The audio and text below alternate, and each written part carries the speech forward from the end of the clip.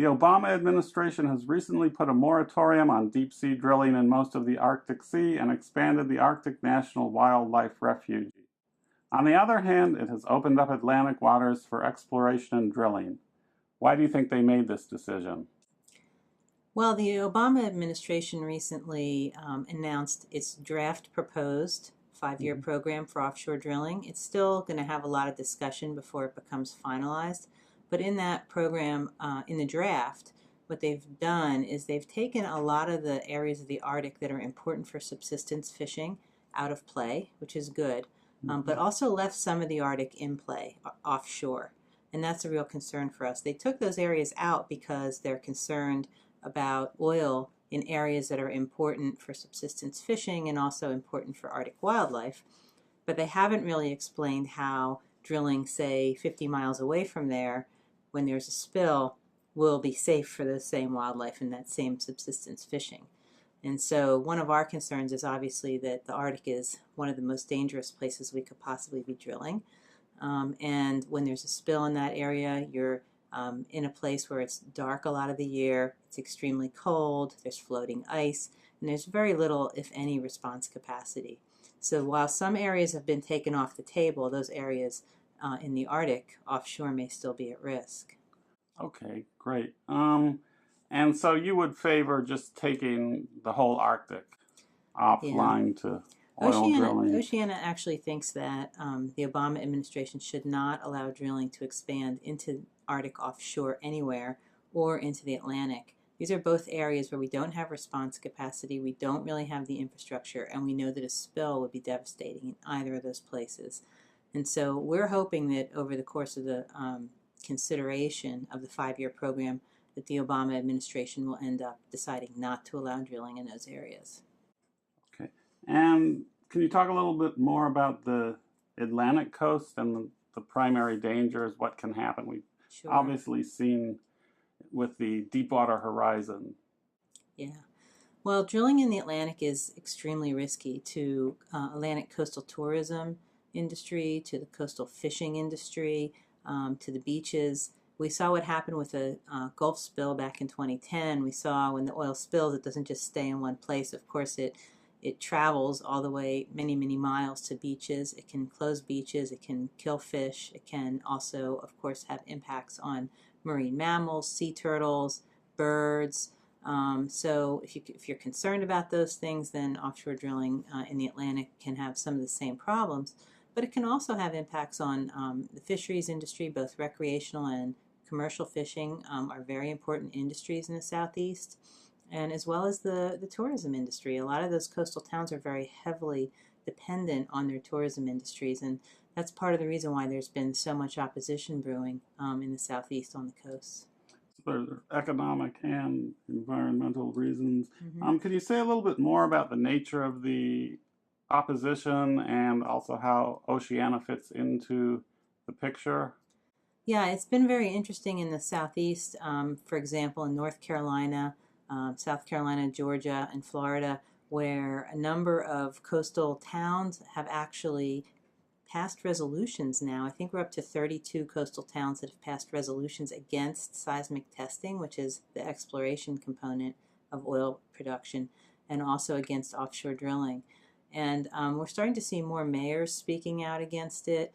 Many members of Congress have spoken out against it. I think we're up to over 150 local elected officials have said they're opposed to this development. And so what we're seeing is sort of a growing movement of opposition along the coast. And but at the same time, what we're seeing is some support for offshore drilling coming from some of the coastal governors, such as the governor of North Carolina. So in a way, we have a little bit of a rift between the coast and the capital, if you will. Okay, and what would it take to actually stop it? Like what political event would stop it, or what would greenlight it and move it forward? Ultimately, the decision on whether to open these areas will come down to the Obama administration. So it's really up to the president. His Secretary of the Interior, Sally Jewell, will be a big player in that decision. And I think the president has been looking to some of the elected officials in various states to see sort of how they're guiding his decision. So ultimately, we hope the president will make the right call, but it would be very helpful if some of the coastal elected officials in those states, especially the governors, would recognize that this is the wrong way to go for their states. Okay, great. Can you also talk, because we're only about 5 years from the Gulf Coast blowout, so can you talk about what the industry says it's done to react to that and to improve safety, and how well Oceana feels that it's doing? Well, it's interesting. Since the Gulf spill 5 years ago, not a single piece of legislation has been passed by Congress to make offshore drilling safer.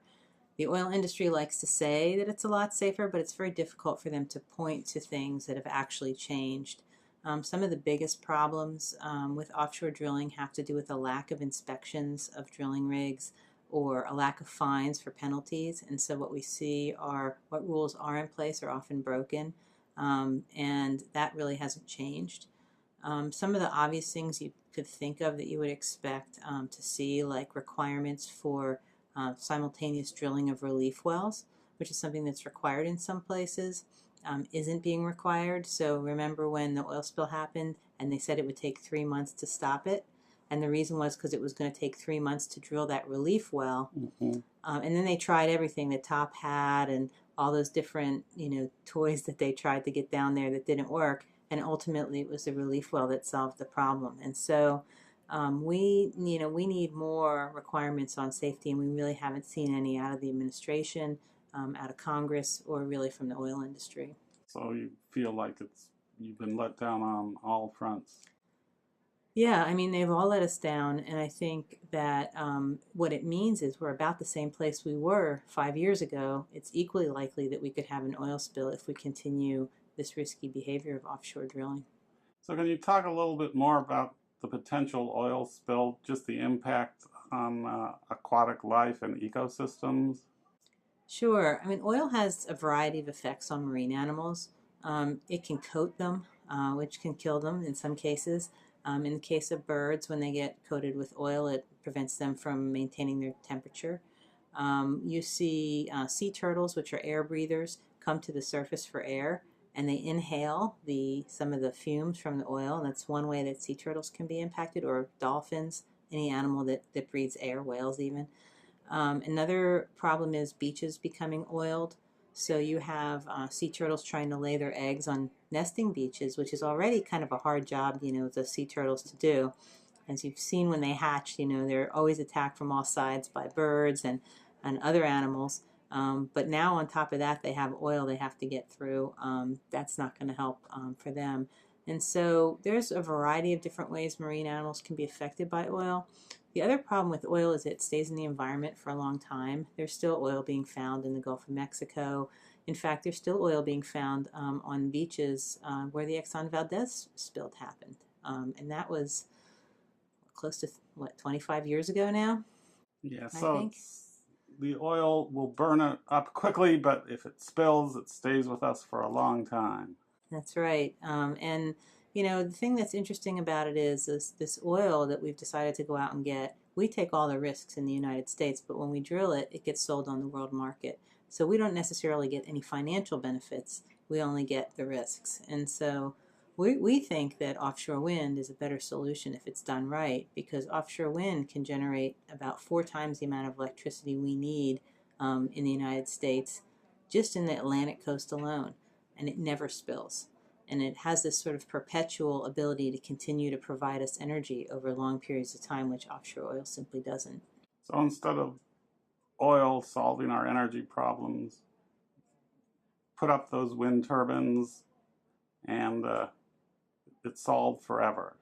Pretty much. I mean, it's obviously wind isn't going to do it all by itself. We need a portfolio of clean energy. So wind and solar obviously are 2 of the top clean energy sources we think of. But we got to start working on that. And it's a little bit sad that 5 years after the Deepwater Horizon, we've made so little progress in stimulating what could be such a great potential clean energy for us. Okay, but wind will not move cars by itself, so you need a way to convert it to fuel. So could you talk a little bit about Sure. the move to electric cars and That's right. how A that's lot of people always point out, well, we use the oil for our cars and we use wind electricity to power our homes, and that's true today. But in the long run, what we need to be doing is shifting away from oil to power our cars. The way to do that is to build the electric fleet, where we can actually rely on electric cars, which means we can then rely on that wind energy to power those cars. And it really is a kind of an interesting teamwork that the electric cars and offshore wind can play, because what happens with electric cars is, a lot of people charge their batteries overnight. Well, the wind is at its strongest overnight and it's generating a lot of electricity. There's not a lot of battery potential in the world to store all that electricity. But if we build an electric car fleet, we'd be creating sort of a distributed form of battery that's spread out among all the places where it gets used, so that overnight all that wind energy can essentially be packaged into the useful tool of the car battery, and in the morning we all have charged car batteries. And so we really do have to solve both of these problems simultaneously, which means moving to an electrified fleet at the same time we're building offshore wind energy.